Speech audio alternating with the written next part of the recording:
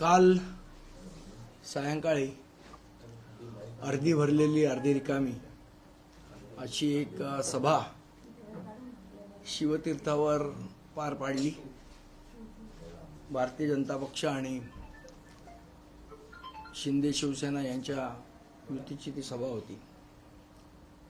त्याच्या आधी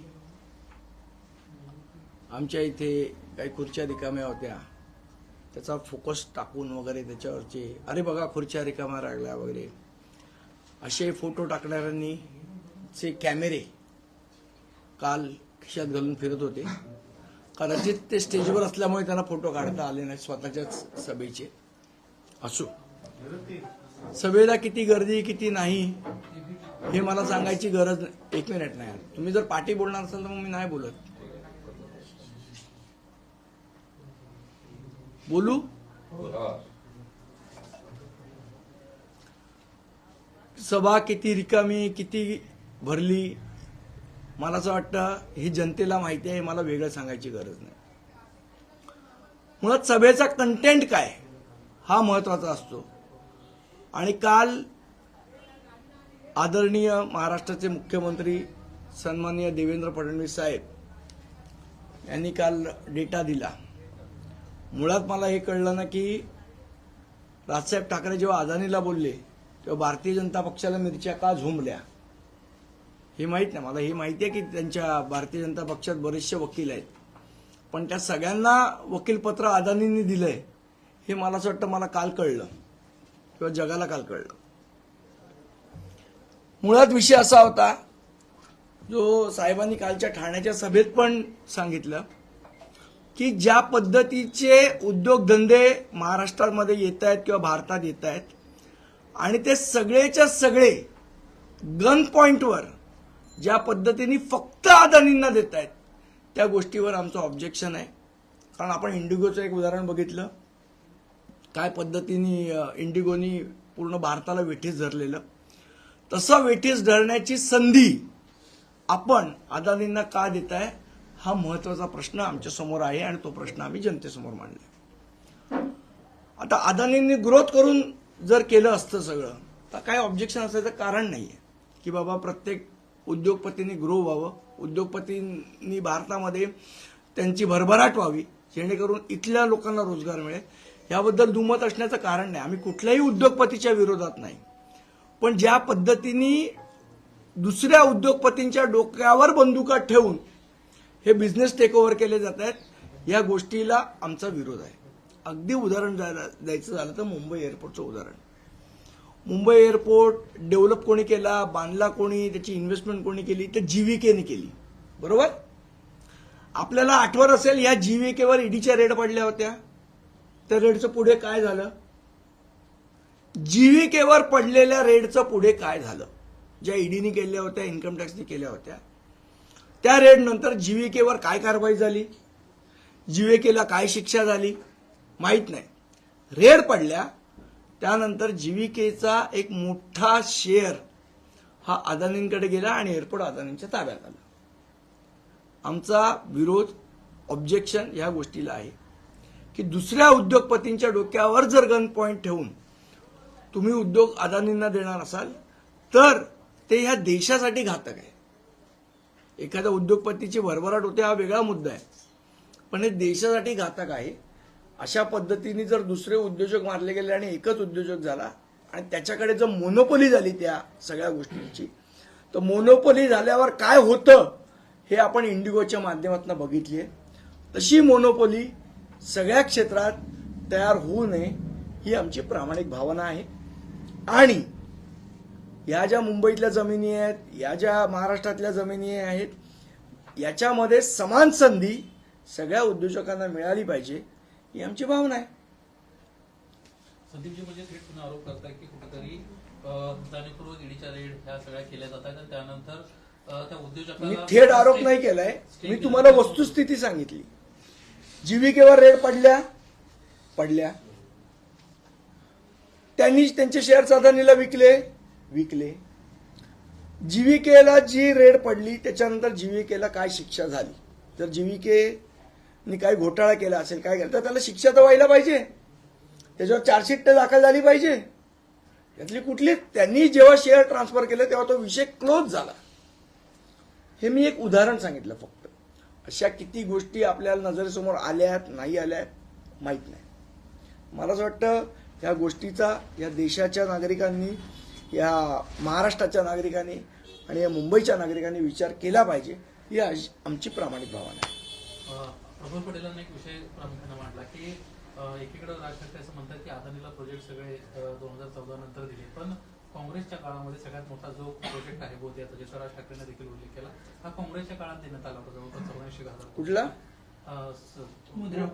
नाही, ऊर्जा संदर्भातला प्रोजेक्ट, इलेक्ट्रिसिटी संदर्भातला प्रोजेक्ट आहे.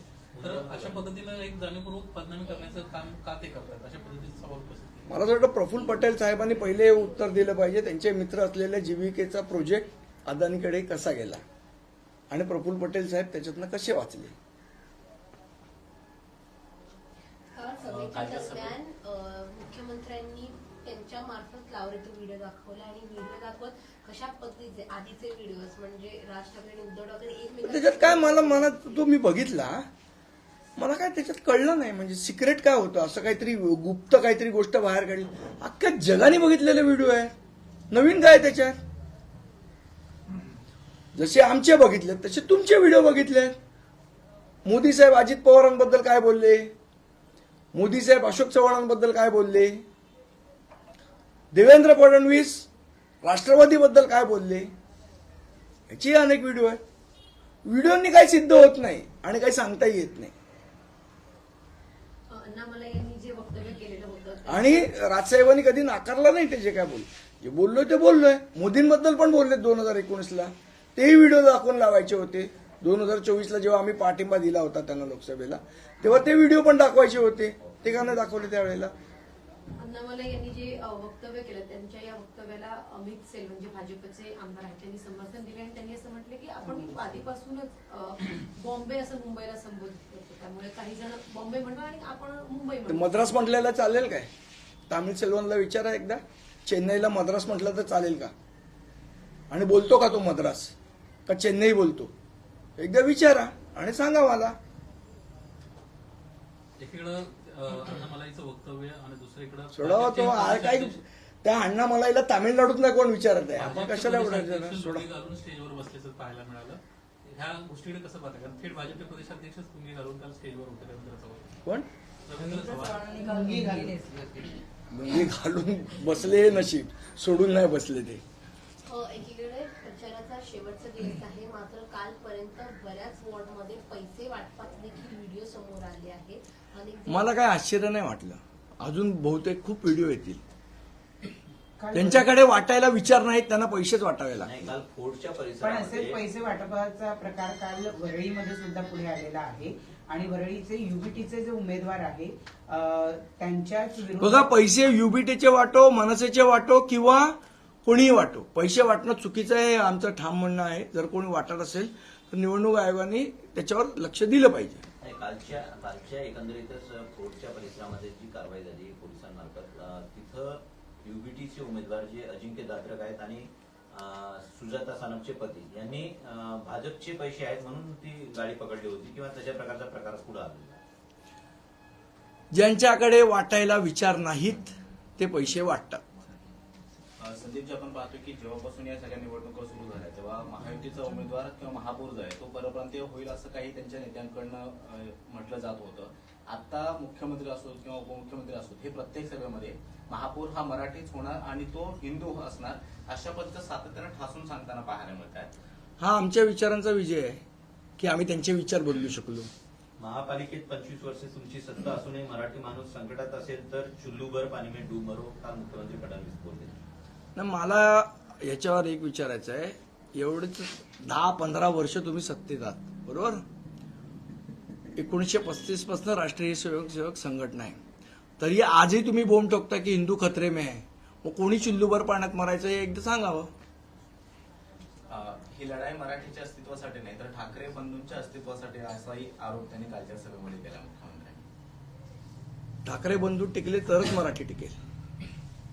आणि आम्ही 56 इंचाची छाती बाहेर काढून फिरू शकतो की होय आम्ही मराठी आहे.